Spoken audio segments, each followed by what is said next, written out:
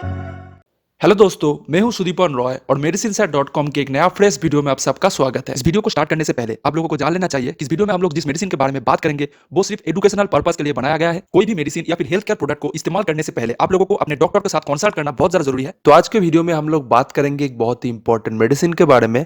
इस मेडिसिन को Alzheimer disease की ट्रीटमेंट करने के लिए इस्तेमाल किया जाता है। इस मेडिसिन का नाम है डोनामेम 10 टैबलेट। इस मेडिसिन को मैन्युफैक्चर करता है सान फार्मास्यूटिकल इंडस्ट्रीज लिमिटेड।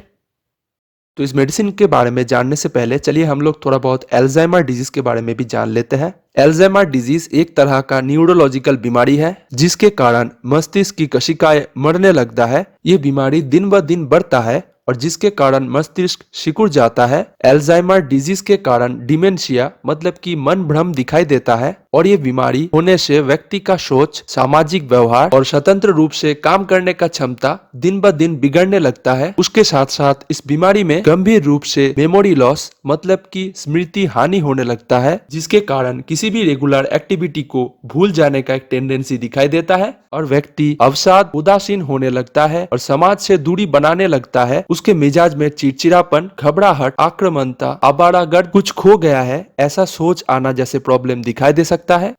तो चलिए अब हम लोग इस मेडिसिन के कॉम्पोजिशन के बारे में जान लेते हैं। तो इस मेडिसिन में रहता है डोनेपेजिल 5 mg एंड मेमेंटाइन 10 mg। तो चलिए अब हम लोग जान लेते हैं इस मेडिसिन की यूजेस के बारे में। पहले हमने बताया कि इस मेडिसिन को अल्जाइमर डिजीज के ट्रीटमेंट करने के लिए इस्तेमाल किया जाता है। इस मेडिसिन को इस्तेमाल करके इस बीमारी को बढ़ने से रोका जा सकता है। साथ इसे इस्तेमाल करने से स्मृति को बढ़ने के लिए मदद मिलता है।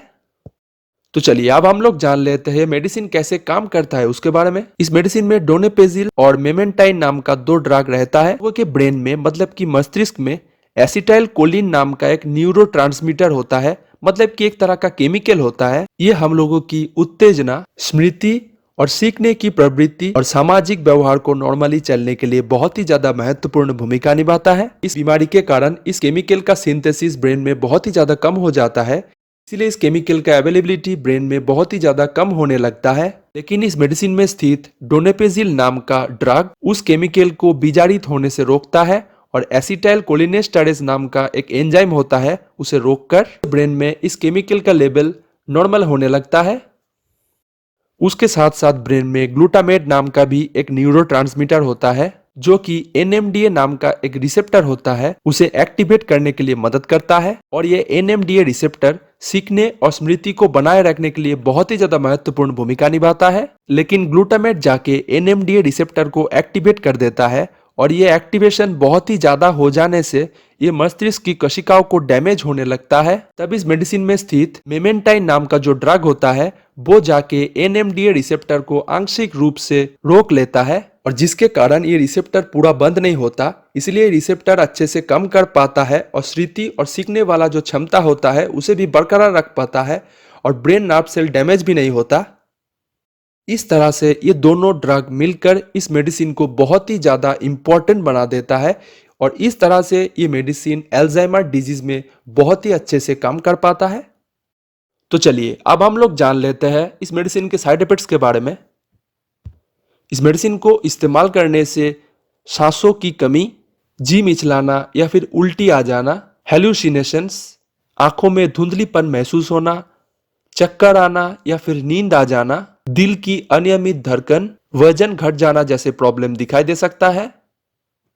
तो चलिए अब हम लोग जान लेते हैं इस मेडिसिन के वार्निंग के बारे में, मतलब कुछ चेतावनी के बारे में, कब आपको मेडिसिन इस्तेमाल करना चाहिए, कब आपको मेडिसिन नहीं इस्तेमाल करना चाहिए, ये सब चीज के बारे में। इस मेडिसिन को इस्तेमाल करने के साथ साथ आप लोगों को अल्कोहल का इस्तेमाल नहीं करना चाहिए। इस मेडिसिन को लेने के बाद आपको किसी भी तरह का मशीनरी को ऑपरेट नहीं करना चाहिए या फिर आपको ड्राइविंग भी नहीं करना चाहिए, क्योंकि इस मेडिसिन को इस्तेमाल करने से आपके आंख में धुंधलीपन महसूस हो सकता है, इसलिए एक्सीडेंट हो जाने का चांस रहता है। अगर आपको किसी भी तरह का लीवर का रोग है तब इस मेडिसिन को इस्तेमाल करने से पहले डॉक्टर के साथ कंसल्टिंग करना बहुत ज़्यादा जरूरी है। अगर आपको गैस्ट्रिक अल्सर या फिर गैस्ट्रोइंटेस्टिनल ब्लीडिंग जैसे प्रॉब्लम है तो इस मेडिसिन को इस्तेमाल करने से पहले डॉक्टर के साथ जरूर कंसल्टिंग कर लीजिए, क्योंकि इस मेडिसिन को इस्तेमाल करने से गैस्ट्रिक एसिड का सिक्रेशन बढ़ जाने का एक चांस रहता है। तो चलिए अब हम लोग जान लेते हैं इस मेडिसिन की ड्रग इंटरेक्शन के बारे में, मतलब कौन कौन से ड्रग के साथ इस मेडिसिन को इस्तेमाल करने से ड्रग इंटरेक्शन हो जाने का चांस रहता है उसके बारे में।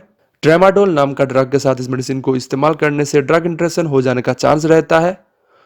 तो चलिए अब हम लोग जान लेते हैं इस मेडिसिन के सब्स्टिट्यूट ब्रांड के बारे में। एल्जिल M10 जो कि इंटस फार्मास्यूटिकल्स का एक प्रोडक्ट है, डोनेप M4 जो कि एल्केम लैबोरेटरीज का एक प्रोडक्ट है, डोनेसेप्ट M4 जो कि सिप्ला लिमिटेड का एक प्रोडक्ट है। इस मेडिसिन के बारे में और भी ज़्यादा जानकारी लेने के लिए आप लोगों को नीचे डिस्क्रिप्शन बॉक्स में मेडिसिन शेयर नाम का एक लिंक मिल जाएगा, वहाँ पे जाके क्लिक करके इस मेडिसिन के बारे में और भी ज़्यादा डिटेल में आप लोग जान सकते हैं।